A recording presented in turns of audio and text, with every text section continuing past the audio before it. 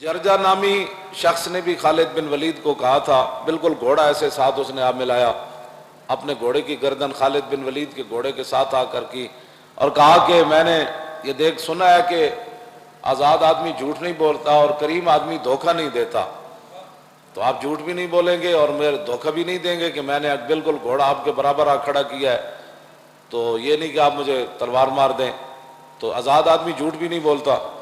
تو میں آپ سے ایک سوال کرنا چاہتا ہوں، کہا کہ اللہ نے آپ کے نبی پر تلوار نازل کی آسمان سے، اور وہ تلوار اللہ کے نبی نے آپ کو دی، اور پھر آپ لاکھوں کے لشکر میں داخل ہو جاتے ہیں تو 7 لاکھوں کا لشکر جو ہے وہ ایک تلوار سے آپ بھگا دیتے ہیں۔ اس نے کہا یہ میرا آپ سے سوال ہے۔ تو خالد بن ولید نے یہ نہیں کہا کہ میں بڑی پاور والا ہوں، میرا خاندان بڑا عظیم ہے اور میں خود بھی بڑا بہادر ہوں، میری تلوار میں کاٹ بھی بڑی ہے۔ فرمایا نہیں یہ بات نہیں ہے، آسمان سے تلوار نازل نہیں ہوئی۔ تو فرمایا پھر تمہیں کیوں تلوار کہتے ہیں؟ تو فرمایا مجھے رسول اللہ نے فرمایا تھا کہ خالد سیف من سیوف اللہ۔ تو اس نے کہا کہ اگر میں مسلمان ہو جاؤں پھر میرا کیا مقام ہوگا اسلام میں؟ تو فرمایا تو ہمارے برابر ہوگا۔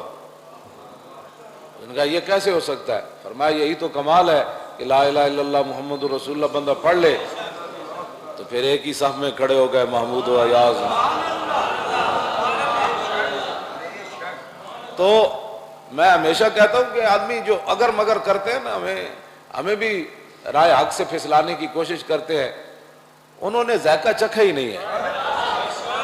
ہاں جی، جس آدمی نے ذائقہ چکھا ہی نہیں، مولانا روم فرماتے ہیں کہ شاید را نخردہ قید دانت ز موم، مولانا روم فرماتے ہو جس آدمی زندگی شاید کھادا ہی نہ ہوئے، وہ سامنے موم پگلا کے رکھ دو یا شاید ایک طرف رکھ دو تو وہ موم کھا کے بھی کہے گا یہ بھی شاید ہے، شاید کھا کے کہے گا یہ بھی شاید ہے۔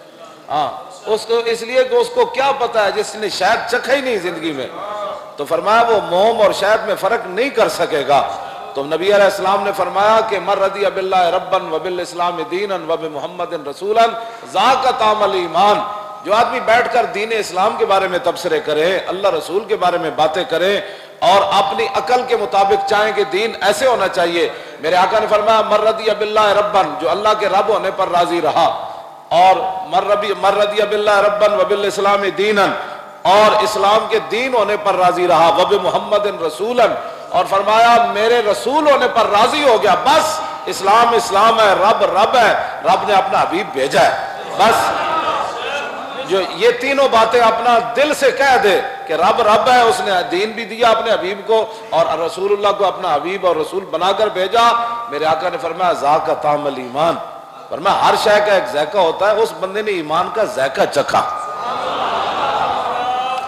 تو جو دین کے بارے میں باتیں کرے بیٹھ کر کے، نہیں دیکھیں نا لوگ یورپ یہ کہتا ہے، دیکھیں نا ہمارے دین میں یہ بات تو ہے نا، انگریز یہ اعتراض کرتے ہیں، وہ انگریز فلانا یہ اعتراض کرتا ہے، انگریز فلانا یہ اعتراض کرتا ہے۔ تو میں نے کہا تو ساری زندگی ان کو راضی رکھ، واللہ ورسولہ احق ان یرضوہ، اللہ اور اس کے رسول زیادہ حق رکھتے ہیں کہ ان کو راضی کیا جائے۔ جب تو محلے داروں کو راضی کرتا ہے، کبھی تو اسلام کی نہیں جی وہ دیکھو نا وہ بڑی سخت ہے، دیکھے نا اسلام اتنا سخت تو نہیں ہے نا، تو میں نے کہا پھر تو نرم بنا دے۔ اقبال کہتا ہے فولاد کہاں رہتا ہے شمشیر کے قابل، پیدا ہو اگر اس کی طبیعت میں حریری۔ اقبال کہتا ہے جو لوہے وچ بھی جناب ریشم پن آ جائے، نرم پن آ جائے، تو پھر اقبال کہتا ہے تلواراں کدے نال بنانیاں نے، تو لوہے وچ تے سختی رہنی نا، تو پھر جناب غوری میزائل بھی بننا ہے۔ جے کہو نہیں جی وہ غوری میزائل بالکل نرم ملائم ہونا چاہیے، وہ کسی کو لگنا نہیں چاہیے، تو پھر بنایا کیوں؟ اس واسطے ذائقہ جس نے اب وہ جرجا نامی سپہ سالار تھا رومیوں کا، خالد بن ولید کی اس ایک بات سے وہ مسلمان ہو گیا۔ مسلمان بھی کیسا ہویا؟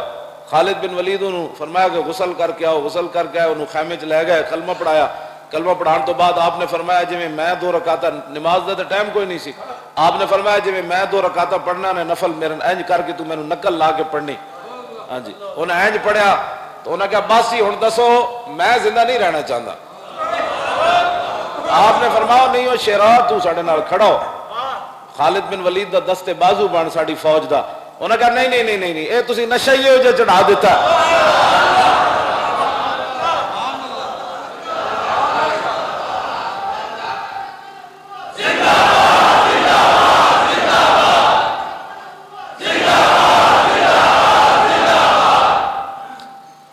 بندے نو 50 سال تک مسلمانوں کے گھر پیدا ہو کے اسلام دا نشہ ہی نہیں آیا. نشہ تو آئے تو کلمہ پڑھنے کے بعد بھی آ جاتا ہے. اور صحابہ کہتے ہیں کہ وہ جاتے ہوئے اس نے کوئی نماز فرض نہیں پڑھی. ہاں اس نے کوئی فرض نماز نہیں پڑھی, جاتے ہوئے وہ ٹکرا گیا اور شہید ہو گیا. اب صدیاں گزر گئی, بڑے بڑے جنہوں نے ناموس رسالت پر کام نہیں کیے ہوں گے, بڑے بڑے چلے کاٹے ہوں گے, بڑی بڑی تسبیحاں, بڑے بڑے پتنے حج کیے ہوں گے, لیکن ان کا تذکرہ کوئی نہیں. تذکرہ اسی کا ہے جس نے جاتے ہوئے حضور کی عزت پر ایسے جان دے دی.